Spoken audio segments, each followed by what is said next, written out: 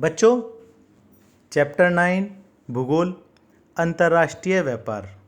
बच्चों, अंतर्राष्ट्रीय व्यापार का अर्थ होता है जब कोई एक देश दुनिया के दूसरे देशों के साथ अपने देश की सीमाओं के बाहर कोई व्यापार करता है तो उसे अंतर्राष्ट्रीय व्यापार कहते हैं। अंतर्राष्ट्रीय व्यापार दो प्रकार का होता है, एक तो बहुपक्षीय और एक द्विपक्षीय। देखो, द्विपक्षीय व्यापार का मतलब है जब एक देश किसी दूसरे देश के साथ व्यापार करता है, दो देश आपस में मिलकर व्यापार करते हैं। एक देश अपना सामान दूसरे देश को देता है और दूसरा देश अपना सामान पहले देश को देता है, इसे कहते हैं द्विपक्षीय व्यापार। और एक होता है बहुपक्षीय व्यापार, जैसे कि एप्पल कंपनी अपना आईफोन विश्व के किसी एक देश को नहीं बहुत से देशों को देती है। एप्पल कंपनी अमेरिका में है और वो दुनिया के दूसरे देशों को देती है, तो ये अंतर्राष्ट्रीय व्यापार है, पर इसे बहुपक्षीय व्यापार कहेंगे।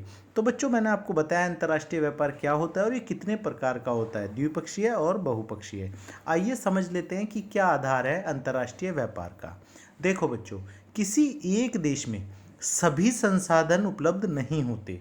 कई बार संसाधन होते हुए भी संसाधनों का अभाव हो जाता है। जैसे मान लीजिए हमारे देश में गेहूं का उत्पादन किसी वर्ष तो बहुत अधिक हो जाए और किसी वर्ष बहुत कम। जब बहुत अधिक होगा तो हमें बचा हुआ अनाज, जब हमारे देश में उसकी कमी नहीं हो रही है तो हम उसे खराब होने के लिए नहीं छोड़ देंगे, बल्कि दूसरे देश को बेच देंगे, किसी ऐसे देश को जिसको उसकी ज़रूरत होगी, जहाँ पैदावार उतनी नहीं हुई होगी। ठीक है बच्चों, मान लीजिए आपने टमाटर, आपने देखा हमारे देश में कई बार टमाटर जो है वो 100 रुपये किलो भी हो जाते हैं। ऐसा इसीलिए होता है क्योंकि टमाटर कम होते हैं। जब टमाटर कम होते हैं तो हमें दूसरे देशों से वो लेने पड़ते हैं। इसका अर्थ ये है कि व्यापार, जो अंतर्राष्ट्रीय व्यापार का आधार होता है वो है संसाधन। संसाधन सीमित हैं, जिस देश के पास जो चीज़ नहीं होती वो दूसरे देश से मंगाना चाहता है, इसी को अंतर्राष्ट्रीय व्यापार कहते हैं। और जब किसी देश के पास कोई चीज़ ज़्यादा होती है तो वो अपनी वो चीज़ बाहर बेचना चाहता है, वही समझदारी है। तो बच्चों, अंतर्राष्ट्रीय व्यापार इसे कहते हैं। अब आपको मैं बताता हूँ, अंतर्राष्ट्रीय व्यापार के अंदर एक विश्व व्यापार संगठन है। बच्चों, विश्व व्यापार संगठन का मतलब ये है कि विश्व में जो भी व्यापार होता है, जो भी अंतर्राष्ट्रीय व्यापार होता है, ये उस पर नज़र रखता है। और दो देशों के बीच अगर कोई व्यापार से जुड़ा हुआ विवाद है तो विश्व व्यापार संगठन उसको सुलझाने का प्रयास करता है, उसको सुलझाता है। बच्चों, आपको पता है भारत भी एक अंतर्राष्ट्रीय व्यापार संगठन का हिस्सा है। जानते हैं उसका नाम क्या है? उसका नाम है साफ्टा। साफ्टा एक व्यापार संगठन है, अंतर्राष्ट्रीय व्यापार संगठन है, और भारत भी इसका हिस्सा है।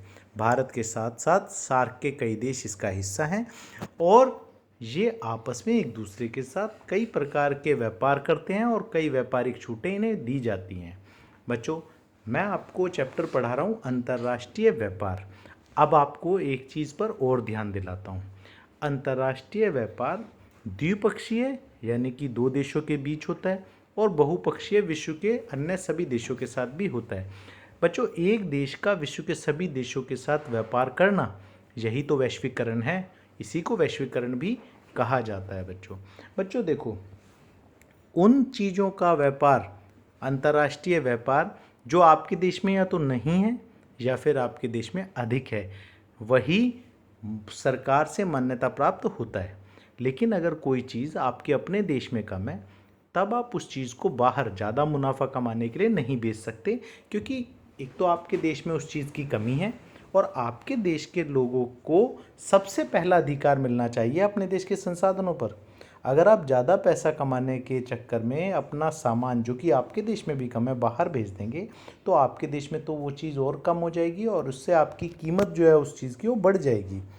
मान लीजिए आप प्याज जो है वो हमारे देश में 100 रुपये किलो हो गई है और ऐसे में कोई प्याज का व्यापारी ज़्यादा पैसे 200 रुपये किलो, उसे बाहर के देश से कोई लालच मिले और वो 200 रुपये किलो प्याज बाहर के देश में बेच दे, ये तो गलत बात है, क्योंकि उसकी वजह से हमारे देश में प्याज और ज़्यादा कम हो जाएगा और कीमत और बढ़ेगी। ये बिल्कुल ठीक नहीं है। इसी को कालाबाजारी भी कहते हैं बच्चों, जो कि बिल्कुल स्वीकार्य नहीं है। मैंने इस चैप्टर में आपको बताया कि अंतर्राष्ट्रीय व्यापार क्या होता है, किस तरह किया जाता है, किन चीज़ों का किया जाता है, इसका आधार क्या है। मिलेंगे अगले चैप्टर में अपने अगले नोट्स में। तब तक के लिए इंतज़ार करें बच्चों।